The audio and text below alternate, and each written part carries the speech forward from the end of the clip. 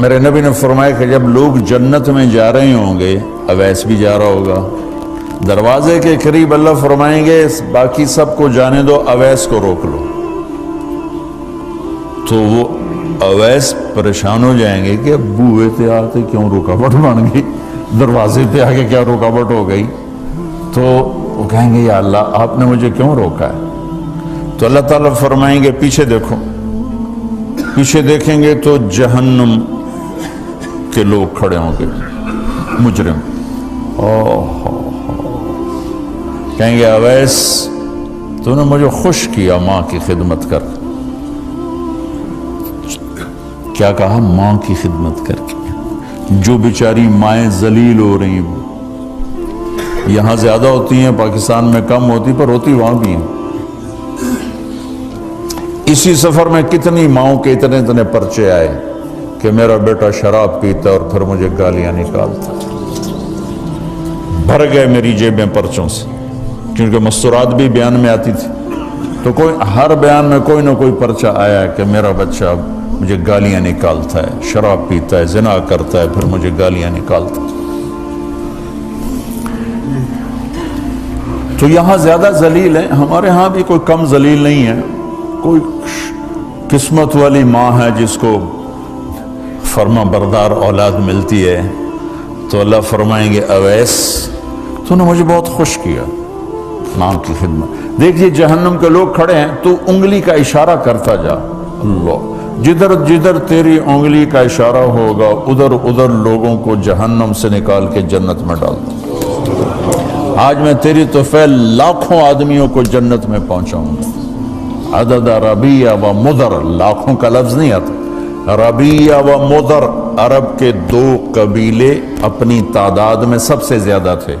تو اللہ تعالیٰ کہیں گے اویس آج تیری طفیل جتنا ربیہ اور مدر دو بڑے قبیلوں کے لوگ ہیں، اتنے مجرم آج تیری طفیل جنت میں ڈال دوں۔ سبحان اللہ اکبر۔ جب میرے رب نے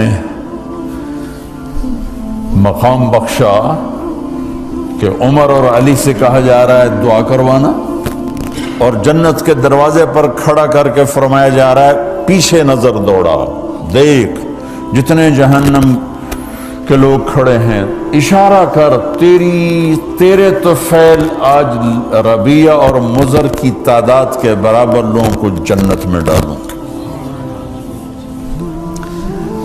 ایک اور واقعہ بھی سناتا ہوں۔ آپ نے فرمایا میں آج رات جنت میں گیا۔ ایک تو معراج ہے جو جاگتے ہوئے، خواب میں تو بہت دفعہ ہوا، آج رات میں جنت میں گیا۔ میں نے آواز سنی قرآن کی تلاوت۔ میں نے پوچھا یہ کون تلاوت کر رہا ہے؟ ان کا جی یہ حارثہ بن نعمان ہے۔ تو آپ نے کہا حارثہ بن نعمان؟ وہ تو مدینے بیٹھا ہے۔ دیکھو آپ کو سنانے کے لیے مائک لگا ہوا ہے اوپر، تھوڑے سے لوگ آپ، اور حارثہ کی آواز جنت میں جا رہی ہے اور وہ مدینے بیٹھے ہوئے ہیں، 7 آسمان پار کر کے آواز جا رہی ہے۔ وہ کیسے پوری جنت میں اس کی آواز کیوں آ رہی ہے؟ کہ یا رسول اللہ انہوں نے ماں کی ایسی خدمت کی ہے کہ اللہ تعالیٰ نے خوش ہو کر کہا ہے حارثہ جب قرآن پڑھے ساری جنت کو سناؤ، ساری جنت کو سناؤ۔ اچھا کیسی خدمت کرتے تھے؟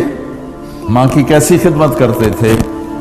ان کے کپڑے بیوی سے نہیں دھلاتے تھے، خود دھوتے تھے۔ ہم لوگ اپنی بیویوں پہ ڈنڈا چڑھا کے کھڑے تھے، میری ماں دے کپڑے دو، میری ماں دی روٹی پکا، میری ماں نو چاہ بنا کے دے۔ آپ کی بیوی کے ذمے آپ کی ماں کی خدمت نہیں ہے، میرے ذمے میری ماں کی خدمت ہے۔ میری بیوی کے ذمے میرے باپ کی خدمت نہیں ہے، میری ماں کی خدمت نہیں ہے، میری بہن بھائیوں کی خدمت نہیں ہے۔ لیکن یہ بر صغیر کے معاشرے کا ظلم ہے کہ آنے والی بچی ٹکڑے ٹکڑے ہو جاتی، پس کے رہ جاتی، اور ایک ظلم و ستم کی چکی میں وہ قیمہ بن جاتا۔ ساس کا ظلم، سسر کا ظلم، خامد کی بہنوں کا ظلم، بھائیوں کا ظلم، تانے بولیاں، اس بیچاری نے بچے کیا پالنے ہیں، وہ تو روتے روتے زندگی گزار دیتی۔ میرے ذمہ ہے ماں کی خدمت، میری بیوی کے ذمہ نہیں ہے۔ پوچھو مفتیوں سے، ماں کے لیے کیا کرتے تھے؟ سالن خود بناتے تھے، آٹا گوندتے تھے، روٹی پکاتے تھے، پھر تھالی میں پلیٹ میں رکھ کر ماں کو سامنے بٹھا کر خود کھلاتے تھے، کھلاتے بھی خود، اور ماں کو تیل لگاتے، کنگھی کرتے، جوئیں نکالتے۔ اور کبھی اماں کوئی کام کہہ دیتی اور سمجھ میں نہیں آیا تو یہ نہیں کہتے تھے ماں جی کیا جائے، اپنی بیوی کو باہر بلا کر کہتے ماں جی نے کیا کہا ہے مجھے سمجھ میں نہیں آیا۔ ایک دفعہ موسیٰ علیہ السلام نے پوچھا یا اللہ میرا جنت کا ساتھی کون ہے؟ تو موسیٰ علیہ السلام نے فرمایا فلاں قصائی تیرا جنت کا ساتھی۔ تو موسیٰ علیہ السلام تھوڑا سوچ میں پڑ گئے کہ قصائی تے موسیٰ دا جوڑ کی میں بے گئے، فلاں مجاہد، فلاں عالم، فلاں ولی اللہ، وہ تیرا جنت کا ساتھی، قصائی تیرا ساتھی۔ تو موسیٰ علیہ السلام نے پتہ پوچھا اور پہنچ گئے۔ تو وہ گوشت کی دکانوں میں ایک دکان اس کے بھی تھے، وہ بٹھا چوکڑی مار کے تھا اپنا بیچی جاندہ تھے، ٹکی جاندہ ہے۔ کوئی موسیٰ علیہ السلام کو اسپیشل چیز نظر نہیں آئی۔ جب شام کو وہ چلنے لگا، جب وہ گوشت کا گوشت ختم ہو گیا تو اس نے ایک ٹوٹا تھیلے میں ڈالا اور چل پڑا، موسیٰ علیہ السلام بھی ساتھ چل پڑے۔ وہ گھر پہنچا تو موسیٰ علیہ السلام نے کہا میں آ جاؤں؟ کہا جی آ جاؤ۔ اس نے وہاں جا کے کیا کیا، بوٹیاں بنا کے ہانڈی چڑھا دی، پھر آٹا نکال کے گوندھا، اس کو نرم ہونے رکھ دیا، سالن تیار کیا، پھر روٹی تیار کی، ٹرے میں رکھا۔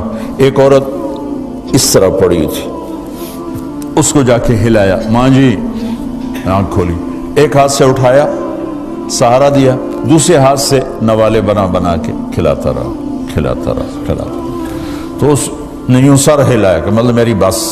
تو اس کا منہ صاف کیا اور اس کو سہارا دے کے لٹانے لگا تو کچھ بڑبڑائی۔ موسیٰ علیہ السلام ذرا فاصلے پر تھے، سن نہیں سکے کیا کہا۔ موسیٰ علیہ السلام نے فرمایا میرے بھائی یہ کون ہے؟ کہا جی میری ماں ہے، اور میں جب صبح جاتا ہوں نا کام پر تو اس کے سارے خدمت کر کے روٹی پانی کھلا پلا پھر میں جاتا ہوں، پھر جب شام کو واپس آتا ہوں تو پہلے میں اس کی یہ خدمت کرتا ہوں۔ بیوی سے نہیں کہا، خود کیا۔ ہم اپنی بیویوں کو کتنا ذلیل کرتے ہیں، اور 99% جو ساس ہے وہ نیگیٹو ہے اور ظالم ہے۔ 99% ساس نیگیٹو ہے اور ظالم ہے، اور ہمارے بچوں کو ہوش نہیں کہ میری ماں ہے، میری ماں ہے۔ ماں کی وجہ سے بیوی کو تباہ نہ کرو، اور بیوی کی وجہ سے ماں کو تباہ نہ کرو، اس میں بیلنس کرو۔ بیوی کے عشق میں ماں باپ ذلیل نہ ہو، اور ماں باپ کے عدم میں بیوی ذلیل نہ ہو۔ یہ دونوں نوحے میں سن رہا ہوں، اس لیے بول رہا ہوں، دکھ سے بول رہا ہوں۔ کہا جی میں شام کو پھر اس کی خدمت کرتا ہوں، اب بچوں کو بعد میں دیکھتا ہوں۔ کہا اچھا یہ بتا یہ کیا کہہ رہی تھی؟ لٹا رہے تھے۔ کہنے لگا جی بس ماں جو ہوئی جب بھی خدمت کرتا ہوں تو کہتی اللہ تجھے جنت میں موسیٰ کا ساتھی بنائے۔ میں تو جی کمی کسائی تے موسیٰ کلیم، میرا دا کی جوڑ ہے۔ میں کہا پترا تیرا جوڑ بنا چھڑے تیری ماں۔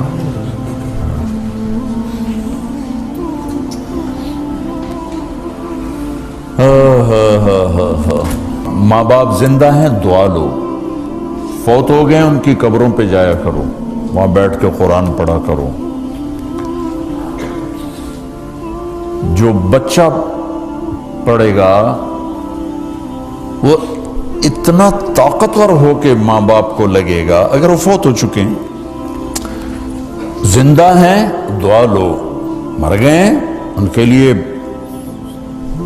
ان کی قبر پہ نہیں جا سکتے ہو، یہاں کی زندگی بہت تیز ہے، کبھی تو جایا کرو، کسی ویکنڈ پہ چلے جایا کرو، کسی اتوار پہ چلے جایا کرو، کسی ہفتے کو چلے جایا کرو، مہینے بعد 2 مہینے بعد، سال میں 1 دفعہ سے، کہ یہ ان کا حق ہے، ان کا حق ہے. اور ابن القیم رحمۃ اللہ علیہ نے ایک واقعہ لکھا ہے کہ عبداللہ بن مطرف رحمۃ اللہ علیہ نے خواب دیکھا کہ قبریں پھٹیں اور لوگ نکلے اور کوئی چیز ایسے اٹھا رہے ہیں، ایسے اٹھا رہے ہیں، ایسے اٹھا رہے ہیں. ایک آدمی نکلا اور جا کر ایک درخت سے ٹیک لگا کے بیٹھ گیا. یہ اس کے پاس جا کر کہتے ہیں بھئی آپ کون لوگ ہو؟ وہ کہتے ہیں ہم ایمان والے ہیں. کہ یہ کیا ہو رہا ہے؟ کہ جو رشتہ دار ثواب بھیجتے ہیں یہ وہ اکٹھا کر رہے ہیں. کہ تم کیوں نہیں اکٹھا کر رہے ہو؟ کہ میرا بیٹا حافظ قرآن ہے، ایک قرآن روزانہ ختم کر کے مجھے بھیج دیتا ہے تو میں نے پرچون دی لوڑ نہیں رہ جاندی، میرا تھوک دا کام. کہ تیرا بیٹا کیا کرتا ہے؟ کہ اس کی مٹھائی کی دکان ہے بازار میں. آنکھ کھل گئی، صبح ہوئی تو پہنچ گئے، بازار کھلا، دیکھا تو ایک نوجوان بیٹھا ہوا اور مٹھائی بیچ رہا اور ہونٹ ہل رہے ہیں. پہلے اس کو نہ چیک کرتے رہے، پھر اس کے پاس آئے، بیٹا تیرا نام کیا ہے؟ وہی نام تھا جو خواب میں سنا. یہ کیا پڑھ رہے ہو؟ کہ جو قرآن پڑھ رہا ہوں. کتنا پڑھتے ہو؟ ایک ختم روزانہ پڑھتے. کیا کرتے ہو؟ کہ والد کو ایصال ثواب کرتا. کیا اتنی مشقت کیوں اٹھاتے ہو؟ کہ وہ میرے لیے بہت کچھ چھوڑ گیا، میں چاہتا ہوں میں بھی اس کے لیے کچھ حصہ بنتا رہوں. تو یہ والدین کے حقوق میں سے ہے کہ اگر وہ چلے گئے ہیں ان کے لیے ایصال ثواب کرو.